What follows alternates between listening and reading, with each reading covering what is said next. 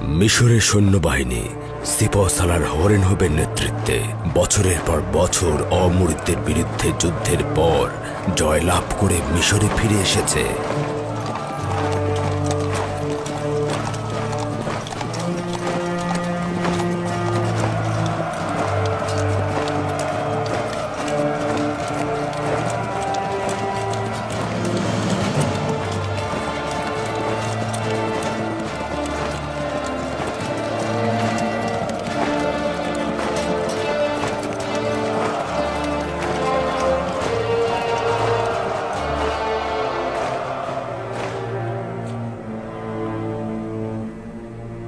দরুদ মিশরের মহান প্রভু অখুনাতুন, মিশরের আসমান ও জমিনের মহামান্য বাদশাহ। মহান খোদা তালার দরুদ বিজয়ী সিপাহ সালার হরেনহোপ ও রুদামুনকে। যদি মহামান্য বাদশাহ অনুমতি প্রদান করেন তাহলে যুদ্ধের একটি সংক্ষিপ্ত বিবরণী পেশ করব। যদিও মিশরের সৈন্যবাহিনীর বিজয় এবং সিপাহ সালার হরেনহোপের বীরত্ব সম্পর্কে অবগত আছি, তারপরও জবান থেকে শোনার আনন্দটাই আলাদা। এটা মহামান্য বাদশাহ অখুনাতুনের দয়া। অমরিদগণ মিশরের সীমানাগুলোতে আক্রমণ করে বহু সাধারণ মানুষকে হত্যা করেছিল, লুণ্ঠন করেছিল এবং আমাদের সীমান্তগুলোকে তাদের দখলে নিয়ে নিয়েছিল। কিন্তু তাদেরকে আমরা পরাজয়ে বাধ্য করেছি। হাজার হাজার দখলদারদের হত্যা করেছি এবং তাদের নারী ও সন্তানদের বন্দী করেছি। প্রচুর গনিমতের মাল দখল করেছি। কঠিন লড়াইয়ের পর তাদের বাদশাকে গ্রেফতার করেছি। সকল লস্কর ও নারী সন্তানদের সম্মুখে বাদশার মুন্ডুপাত করেছি। শুধু তাই নয়, আমি সিপাহ সালার হরেনহোপকে কঠিন পরিস্থিতি জয় করে আসার জন্য ধন্যবাদ জানাচ্ছি। বলার মতো আরো অনেক কিছু রয়েছে যা আপনার শোনা উচিত আলী জনাব। আমি লুণ্ঠন ও কতলের কথা শুনে সহ্য করতে পারি না। এটা স্বীকার করতে মোটেও কোনো দ্বিধা নেই যে মিশর সিপাহ সালার হরেনহোপের কাছে ঋণী। যদি আপনার সাহসিকতা ও বীরত্ব না থাকত তবে মিশর এতদিনে ধ্বংস হয়ে যেত। মহামান্য বাদশাহ, যুদ্ধ সম্পর্কে আপনার বিবরণী অবশ্যই শুনবেন, তবে কতল ও রক্তপাতের কথা না বলাই ভালো। জনাব হরেনহোপ, যুদ্ধের বিবরণী ঠিক এমনভাবে দিন যেন তা মহান বাদশাকে ব্যথিত না করে। ইনারুস, আমাদের বীর সেনাপতির ক্লান্তি দূর করার জন্য অমৃত সুধার শরবত পান করাও।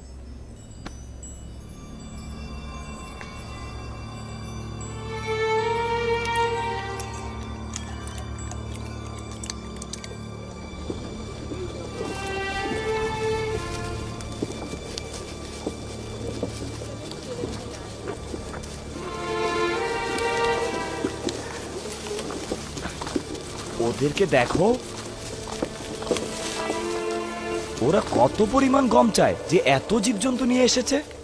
ওদের পেটগুলো দেখছো না? ওই পেটগুলো পূর্ণ করতে হলে বোরা বোরা গম দরকার। ওরা কারা? ওরা বাবেলিগণ, উত্তরের অধিবাসী। মনে হয় গম নিতে এসেছে।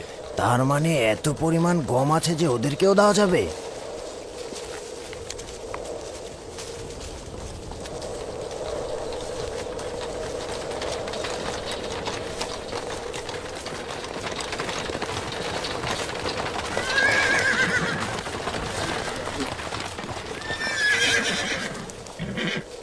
পুরোহিতগণও দেখছি গম কিনতে এসেছেন।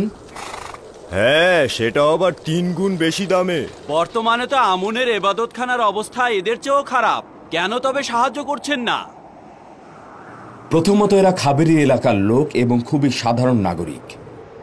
অন্যদিকে বছরের পর বছর তারা মিশরের রাজস্বদাতা। তারা আয়ের একটি বড় অংশ মিশরের হুকুমতকে প্রদান করে থাকে। এখন যেহেতু তারা দুর্ভিক্ষে পতিত হয়েছে, তাই আমরা তাদেরকে সাহায্য করছি। কিন্তু আমুন তো শক্তিশালী খোদা, তার কিছু সম্পদ যদি ইবাদতখানার খাদেমদের জন্য ব্যয় করে তাতে সমস্যা কি রয়েছে? ছিল, একটা সময় সম্পদ ছিল, তবে এখন এমন সম্পদশালী নয়। যা কিছু ছিল তা সবই তুমি নিয়ে নিয়েছো। আলী জনাব, সে আমুনের কোষাগারের সংরক্ষক। সে মনের অজান্তে আমাদের একটা ভালো খবর দিল। ভালো খবর? হ্যাঁ, ভালো খবর। পরবর্তীতে জানতে পারবেন। রওনা দাও।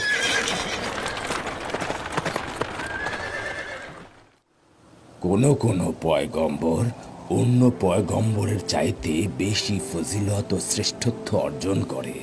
দাদা যান, আপনার আগেও কি পয়গম্বর ছিল? আমার পূর্বেও অসংখ্য পয়গম্বর ছিলেন, আমার পরেও আসবেন।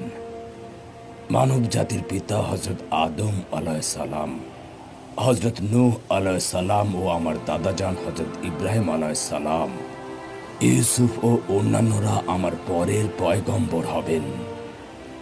সর্বশেষ পয়গম্বর যিনি হবেন তার নাম আহমদ। সে আমার চাচা ইসমাইল আলাইহিস সালামের বংশধর। আব্বাজান, কোন পয়গম্বর সকলের চাইতে মহান ও শ্রেষ্ঠ? যিনি তার আধিপত্য সারা বিশ্বে ছড়িয়ে দেবেন তিনি। সকল আম্বিয়ায় একটি অংশের প্রতিনিধিত্ব করে থাকে। যেমন আমি আমার গোত্রের প্রতিনিধিত্ব করছি, কিন্তু একজন পয়গম্বর আল্লাহ তাআলার হুকুম আহকাম সমস্ত জাহানে ছড়িয়ে দেবেন। তিনি হযরত মুহাম্মদ সাল্লাল্লাহু আলাইহি সাল্লাম। বেনিয়ামিন কেন এখনো আসছে না? সে কি জানে না আমি তার অপেক্ষায় থাকি?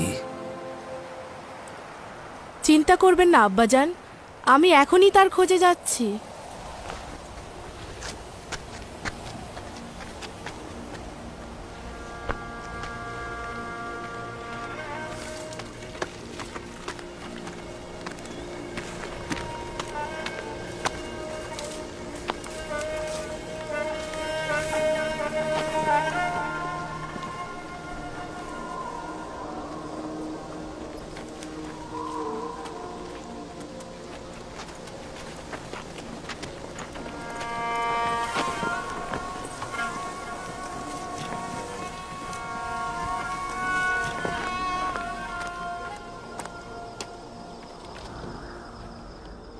ফসল কাটতে জমিতে গিয়েছিলাম, যদিও তেমন একটা ফসল নাই। এটুকু না কাটলে তো না খেয়ে মারা যাব। ক্লান্ত ছিলাম, তাই ভাবছিলাম একটু বিশ্রাম নিয়ে তারপর আব্বাজানের দিদারে যাব। ভাই, তুমি তো জানো প্রতিদিন সূর্যাস্তের সময় আব্বাজান তোমার জন্য অপেক্ষায় থাকে। তাকে অপেক্ষায় রাখা তো মোটেও উচিত নয়। কখনো কখনো তো আমারও কাজ থাকে, তাই না? কাজে মশগুল হলে তো ভুলে যাই। কোনো ভনিতা করছি না। বেনিয়ামিন, বাহানা করো না তো। তুমি জানো না তোমার পিতার দিদারে যেতে হবে? কেন নয়, কেন নয়, অবশ্যই জানি, অবশ্যই জানি। ক্ষমা চাইছি বোন, আব্বাজানকে আর অপেক্ষায় রাখবো না। ঠিক আছে, চলো যাই।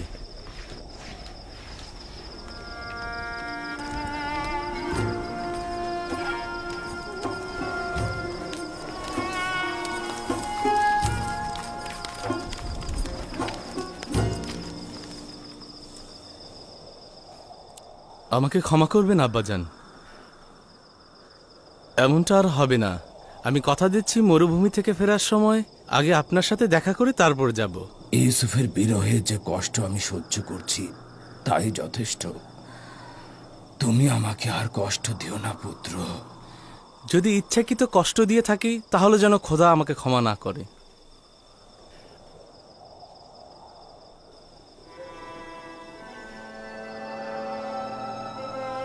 ইউসুফের পরে তুমি ছাড়া আমার আর কেউ নেই।